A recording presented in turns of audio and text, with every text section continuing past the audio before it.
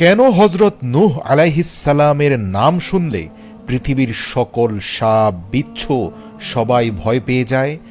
আজও উম্মতে মুহাম্মদী তথা রাসূল সাল্লাল্লাহু আলাইহি সাল্লামের উম্মতেরাও রাস্তা ঘাটে যেখানেই সাপ বিচ্ছু দেখবে, হযরত নূহ আলাইহিস সালামের প্রতি এক বিশেষ দোয়া পড়া মাত্রই সাপ বিচ্ছু সাথে সাথে সরে যাবে রাস্তা থেকে।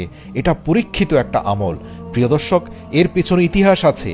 কেন হযরত নূহ আলাইহিস সালামের নাম শুনলেই সাপ বিচ্ছুরা ভয় পেয়ে যায়? ইতিহাস ঘেটে জানা যায়, আল্লাহর নবী হযরত নূহ আলাইহিস সালাম দিনের পর দিন ধরে তার উম্মতকে আল্লাহ তাআলার পয়গাম শোনাতে থাকলেন, তাদেরকে নসিহত করতে থাকলেন, তারা যেন একে অন্যের প্রতি জুলুম না করে, এক এবং অদ্বিতীয় আল্লাহর প্রতি অনুগত হয়, তারা যেন এই সকল মূর্তির পূজায় নিজেদেরকে ব্যস্ত না রাখে, পরস্পরের মধ্যে সম্প্রীতি এবং ভালোবাসার বন্ধন কায়েম রাখে, জাতপাত এবং বংশগত মিথ্যা ভেদাভেদের নামে একে অপরকে আঘাত না করে, তারা যেন আত্মীয়তার সম্পর্কের মূল্যায়ন করে। কিন্তু হযরত নূহ আলাইহিস সালামের কওম সর্বদাই তার সাথে ঠাট্টা বিদ্রূপ করতে লাগলো।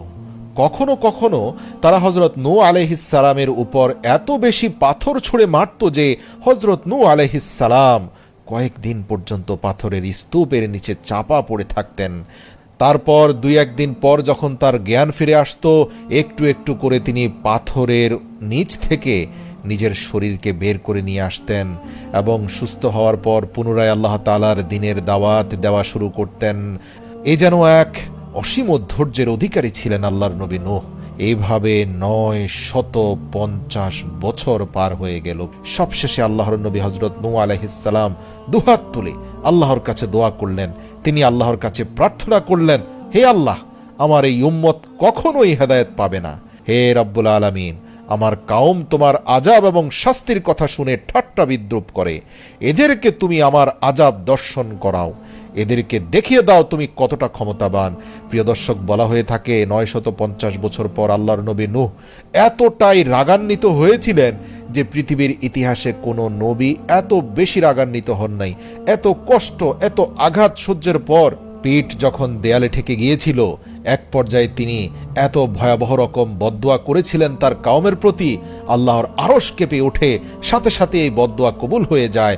অতএব হযরত নূহ আলাইহিস সালামের প্রতি আল্লাহর পক্ষ থেকে নির্দেশ হলো, হে নূহ, তুমি একটি নৌকা তৈরি করো এবং সেই নৌকার মধ্যে দুনিয়ার সমস্ত জীবজন্তু পশু পাখি হতে এক এক জোড়া এবং যে সকল মানুষেরা তোমার প্রতি ঈমান এনেছে তাদেরকে উঠিয়ে নাও। ইতিহাস থেকে জানা যায়, নৌকা তৈরির শুরু থেকে হযরত নূহ আলাইহিস সালাম ছিলেন পরিপূর্ণরূপে, যেটাকে ইংরেজি ভাষায় বলতে পারি, অ্যাংরি মুডে। তার মানে